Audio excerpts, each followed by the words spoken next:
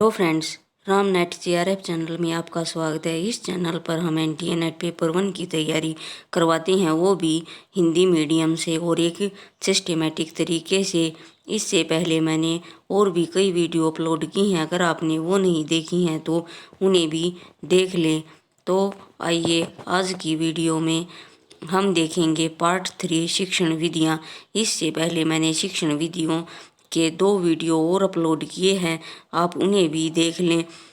इन शिक्षण विधियों को हम डिटेल में कवर करेंगे क्योंकि यह हमारे लिए बहुत ही इम्पोर्टेंट है।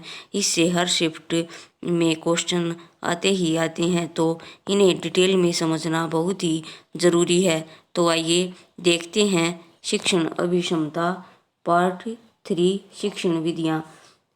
इससे पहले हमने 3 विधियाँ की हैं, आइए 4th विधि देखते हैं। टेलीविज़न या वीडियो प्रस्तुति, टीवी और वीडियो प्रेजेंटेशन।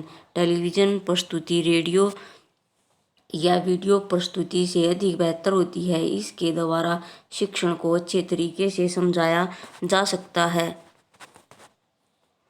तो टेलीविज़न विधि रेडियो और ऑडियो से कहीं अधिक अच्छी है। इसके द्वारा हम अच्छे तरीके से शिक्षण कर सकते हैं। आइए इसके लाभ देखते हैं। टेलीविज़न विधि के लाभ। पहला यह प्रदर्शन दूर दराज के क्षेत्रों में शिक्षार्थियों के लिए आसानी से उपलब्ध करवाया जा सकता है। दूसरा पॉइंट है वीडियो प्रदर्शन के माध्यम से कई महत्वपूर्ण व्यक्तियों और विशेषज्ञों की कक्षा में प्रस्तुत किया जा सकता है। अगला 3rd पॉइंट देखते हैं। यह विधि भूगोल, खगोल विज्ञान आदि विषयों के लिए विशेष रूप से उपयोगी है। तो टेलीविज़न विधि का यूज़ जो दूर दराज इलाकों में जो स्टूडेंट रहते हैं उनके लिए यह बहुत उपयोगी है। जैसे डिश टीवी पर हम देखते हैं चैनल के माध्यम से और उससे पढ़ाई कर सकते हैं। तो आइए देखते हैं। ये तो हमने टेलीविज़न के गुण देखे। आगे इस विधि के दोष भी देखते हैं क्या क्या हैं।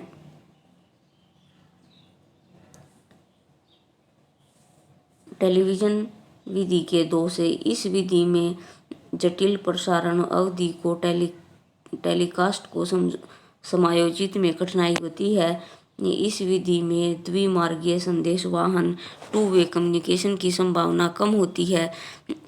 इसका दोष यह है कि यह जटिल प्रसारण अवधि को समायोजित करने में कठिनाई होती है, क्योंकि इसमें टेलीकास्ट पीरियड में प्रॉब्लम आ सकती है।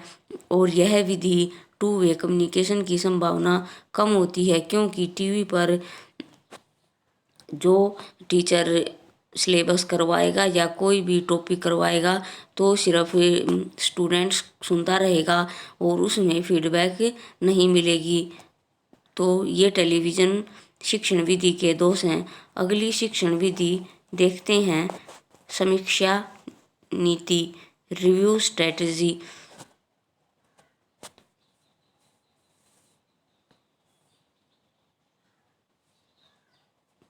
5th समीक्षा नीति, रिव्यू स्ट्रेटजी। व्याख्यान विधि, चर्चा विधि, समूह शिक्षण विधि सबके पुनरावलोकन को समीक्षा नीति कहा जाता है। इससे शिक्षक को कक्षा शिक्षण की प्रगति का पता चलता रहता है कि क्या हो चुका है और कितना पाठ्यक्रम शेष है, शिक्षण में क्या क्या त्रुटियां हैं, शिक्षण विधि में क्या क्या सुधार वांछित हैं इत्यादि।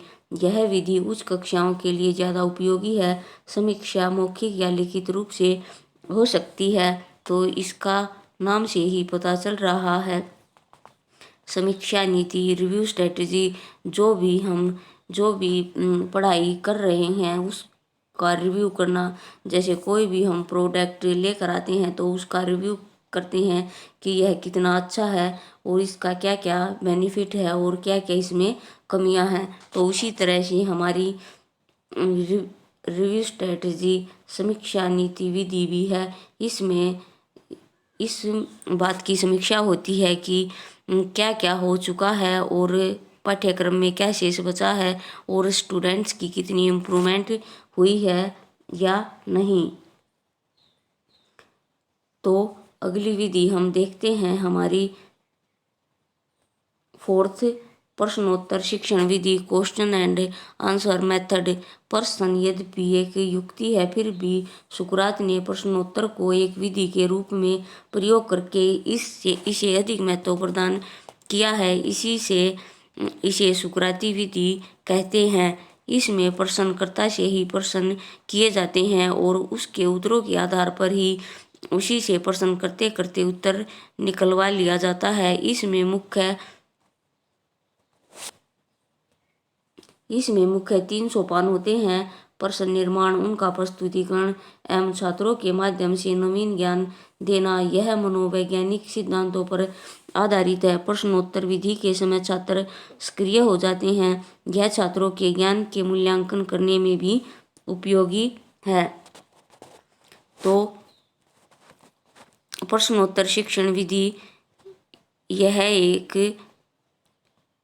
युक्ति है, फिर भी सुकरात ने इसे प्रश्नोत्तर को एक विधि के रूप में प्रयोग करके इसका महत्व बढ़ा दिया है और इसे हम सुकराती विधि भी कहते हैं। तो आगे देखते हैं और शिक्षण विधियां।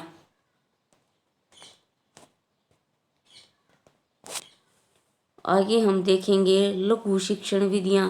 इससे पहले हमने बड़े समूह की विधियां देखी, अब लघु समूह की शिक्षण विधियां देखते हैं। इसमें पहली हमारी शिक्षण विधि है समूह परिचर्चा, ग्रुप डिस्कशन। समूह चर्चा छोटे समूह में सिखाने के लिए मूलभूत विधियों में से एक है। समूह परिचर्चा में छात्र की रुचि बढ़ती है। इसे समूह के संचार और पारस्परिक विचार विमर्श के रूप में वर्णित किया जा सकता है।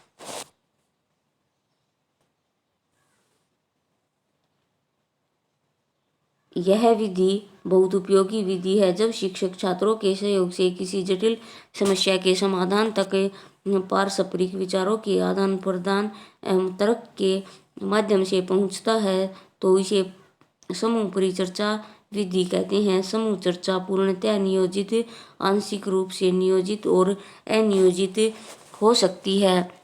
तो डिस्कशन मेथड में यह नियोजित भी हो सकती है और अनियोजित भी हो सकती है। तो आइए समूह चर्चा विधि के लाभ देखते हैं क्या क्या हैं। इसमें समूह के सभी सदस्यों की सहभागिता होती है।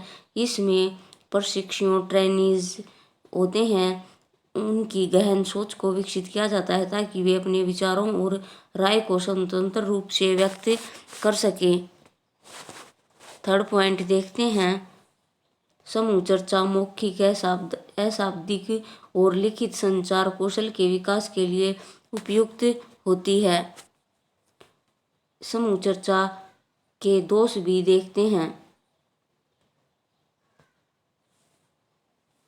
यदि समूह चर्चा व्यवस्थित ना हो तो उसमें बहुत समय व्यर्थ हो जाता है। इस विधि में कुछ प्रतिभागियों द्वारा अपने बेहतर संचार कौशल के आधार पर प्रभुत्व की संभावना होती है। थर्ड, इस विधि में प्रशिक्षुओं का आंकलन करना कठिन होता है। तो डिस्कशन मेथड क्या होता है ये हमने डिटेल में जाना। यह स्मॉल ग्रुप टीचिंग मेथड है।